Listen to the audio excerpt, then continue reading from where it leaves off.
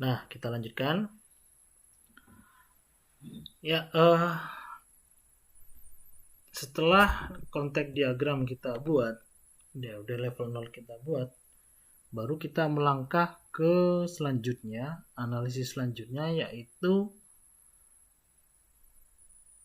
ke DFD level 1. Ya. Jadi ini belum final. Dikatakan final apabila ya syarat-syaratnya sudah terpenuhi. Jadi sudah saya share di LMS itu ya. Jadi silahkan dibuka lagi. Jadi syaratnya adalah ketika sistem itu belum terbentuk sebuah tabel atau data storage, maka sistem itu wajib dipecah. Ya, wajib dipecah. Nah, jika sistem itu sudah terbentuk sebuah tabel, maka analisisnya berhenti, tidak boleh dilanjutkan ke DFD level 2 dan seterusnya. Nah, tetapi kalau di DFD level 0 itu belum terbentuk sebuah tabel, maka ya dilanjutkan lagi. Nah, itu wajib dilanjutkan lagi ke DFD level 2. Jadi intinya sampai terbentuk ya, sampai tercipta sebuah data storage ya, atau tabel anak-anak. Nah, saya rasa di DFD level 2 itu biasanya sudah terbentuk ya. Tapi tergantung sistem yang kita buat. Ya, tergantung sistem yang kita buat, permasalahannya seperti apa. Ya, bisa jadi nanti di DFD level 2 masih belum terbentuk. Misalkan di DFD level 3 baru terbentuk. Atau di DFD selanjutnya, DFD level 4 ya. Oke, tergantung masalah yang kita hadapi. Oke, langsung saja kita pecah ya kan anak-anak ke level 0. Jadi di sini ada tool ya, tool yang ini. Ya, tool yang ini namanya tool decomposition. Ya, kita pakai ini untuk memecah sistemnya. Oke, caranya ini Anda klik, kemudian ini Anda klik yang tengah ini. Nah, maka terpisah seperti ini ya anak-anak ya. Nah, ini kalau kita lakukan cek ya, cek model atau F4 ini, nanti hasilnya adalah error ya, ditemukan 7 error ya anak-anak ya. Kenapa? Karena memang di sini harus kita susun kembali sistemnya ya. Nah, di sini kan belum kita susun kembali ya. Maka di sini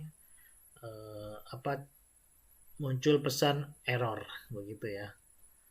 Nah, di sini wajib kita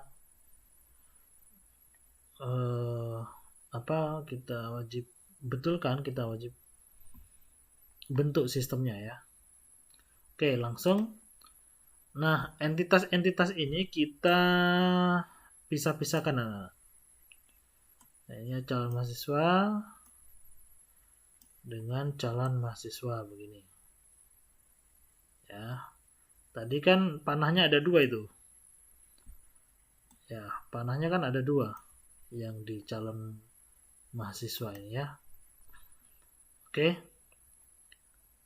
Coba kita lihat kembali ke konteks diagram. Caranya begini anak-anak. Ini Anda klik window, Anda klik proses model ini ya. Nah, ini untuk kembali. Nah, di sini bisa Anda cek ini. Di sini kan ada 2 tadi ya. Makanya di DFD level 1 tadi panahnya juga 2. Oke Pak, ini kok jadi kecil begini ya? Iya, memang seperti itu. Kita bisa perbesar kembali ya. Kita bisa perbesar kembali. Oke. Nah, Ya, nanti bisa kita atur lagi lah untuk flow-nya, data flow-nya ini ya. Panah-panahnya supaya tidak morat-marit. Oke. Silakan Anda klik window lagi, kemudian klik ini, DFD level 1 ini. Ya, seperti ini boleh. Atau misalkan Anda mau pakai ini, decomposition ini juga boleh. Nah, setelah kita perbaiki, biasanya bentuk lingkarannya ini sudah utuh, tidak kecil seperti tadi ya. Oke, selanjutnya admin ya, admin kita kelompokkan dulu. Admin, bagian admin ya, admin sendiri. Oke, untuk kotaknya bisa Anda ini ya, Nana ya, bisa apa, modifikasi seperti ini, bisa diedit supaya rapi. Kemudian di sini ada pihak bank. Jadi memang seperti ini ya, anak-anak ya. Anda apa, tiru seperti ini. Ya.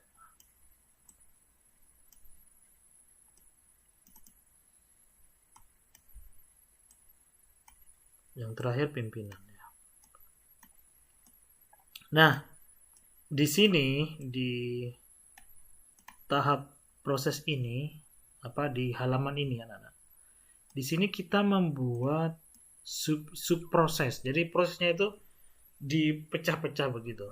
Ya, jadi lebih detail lagi. Oke. Dimulai dari data flow yang ini ya. Ya, tentu saja dari urutan yang pertama. Nah, di sini kita buat sub proses. Oke, biar lurus ya. Di mana Pak? Ini di sini. Nah, kita menggunakan tool proses ini. Kita ketik, kita drop di sini. Ya. Nah, maka secara otomatis program ini akan memberikan nomor 1.1 anak-anak. Subproses 1.1 ya. Oke. 1.1. Nah, ini panah ini kita masukkan ke sini. Ya, oke. Kemudian harus selalu ingat aturan yang ada di DFD level 1 ini. Kita tidak boleh menambah panah. Ya, kita tidak boleh menambah panah keluar atau masuk. Ya. Kenapa kalau kita menambahkan panah keluar atau masuk di sini pakai ini, nanti sistemnya jadi error. Jadi panah yang ada di sini itu harus sesuai dengan yang ada di kontek diagram. Nah, di sini kan panah utama ya, sekali lagi catatannya adalah panah utamanya kan ada 7. Ya, di sini Anda tidak boleh melakukan penambahan panah atau mengurangi panah utama ini ya. Nah, ini kalau Anda lakukan misalkan ditambah atau di delete, itu error nanti sistemnya. Nah, terus bagaimana Pak? Boleh menambah panah ketika kita mengharuskan di halaman ini ya, di level ini itu ada tabelnya, ada data storage-nya. Jadi kalau tidak ada data storage-nya, kita tidak boleh menambah panah. Ya, kita tidak boleh menambahkan data flow. Oke, begitu, itu yang diingat-ingat ya catatannya. Oke, kemudian kita kasih nama ini subprosesnya anak-anak. Ya, oke, namanya apa yang tepat misalkan? Ya, misalkan proses mendaftar begitu ya. Proses mendaftar. Udah, gini aja nggak apa-apa. Oke, proses mendaftar. Nah, ini kemana? Ke admin ya. Nah, ini panahnya kita arahkan ke sini. Ya. Oke, gitu ya.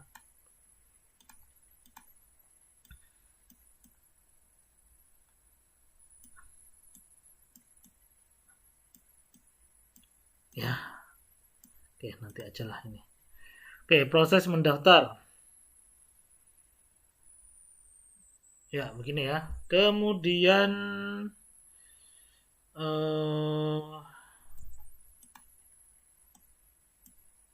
saya rapikan.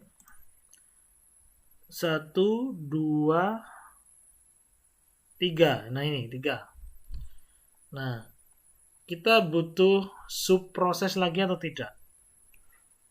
Nah, karena di data nomor 3, data flow nomor 3 ini kan data calon mahasiswa ya yang mengalir. Kayaknya kita analisis di sini tidak perlu membuat subsistem lagi. Jadi kita tinggal tarik aja ke sini. Nah, karena yang ada di proses pendaftaran ini kan ada datanya ya.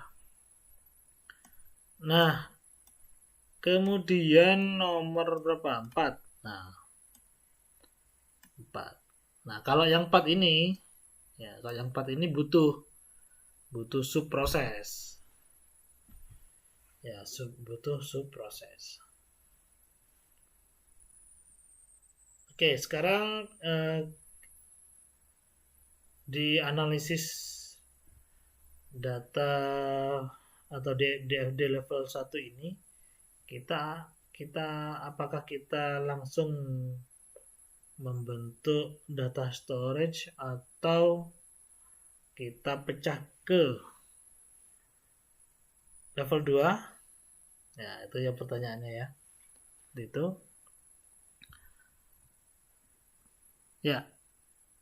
Sebetulnya di data flow diagram level 1 ini, DFD level 1 ini, kita membentuk sebuah data storage sudah bisa. Nah, karena sistemnya ini kan memang sangat sederhana ya. Sistemnya ini memang sangat sederhana, tidak perlu belum kompleks maksudnya ya.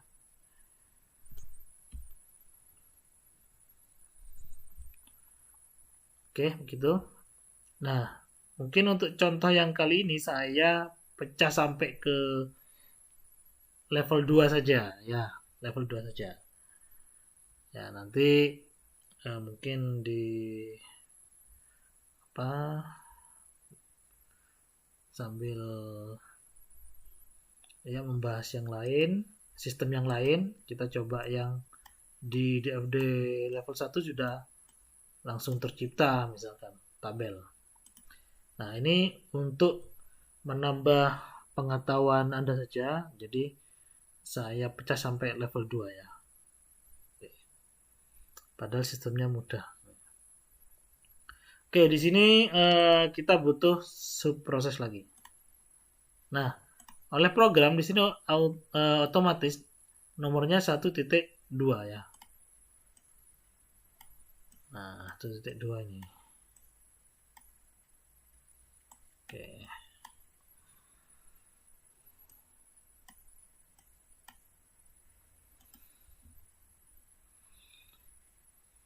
Ya, dari 4 ya. Dari 3. 3 sudah. 4 sekarang. 4 masuk ke sini ya. Oke, kita kasih judul atau nama subprosesnya ini adalah apa ya? Proses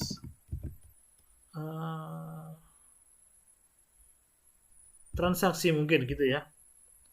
Proses pembayaran. Proses pembayaran, transaksi pembayaran. Oke. Ya, supaya singkat aja. Proses pembayaran. Ya. Subproses pembayaran. Ya, oke. Ini. Ini masuk ke sini. 4, 5. Nah, ini tidak perlu bikin subproses lagi, kita masukkan. Kemudian ini 6. Ya. Oke, coba kita cek di sini. Cek model. Nah, satu error. Satu error itu maksudnya ini. data flow ini belum masuk ke sistem ya. Nah, karena di laporan ini kan yang dilaporkan oleh sistem kan semua data ya ke pimpinan. Jadi kita ada dua subproses. Kita masukkan yang mana? Yang paling lengkap ini ya. Kalau di sini kan tadi nota pembayarnya belum ada. Oke, jadi ini kita masuk ke sini. Nah, kita cek lagi. Nah, ini ya, 0 error. Yang penting yang ini anak-anak ya. Yang ini gak apa-apa, diabaikan aja. 2 warning itu artinya ini. Ya, apakah dipecah lagi atau tidak ya. Tapi kalau syaratnya tadi belum terbentuk sebuah tabel, maka wajib dipecah lagi ya. Oke, seperti itu anak-anak. Ya, supaya tidak terlalu panjang, saya stop dulu ya. Kita lanjutkan di video yang berikutnya.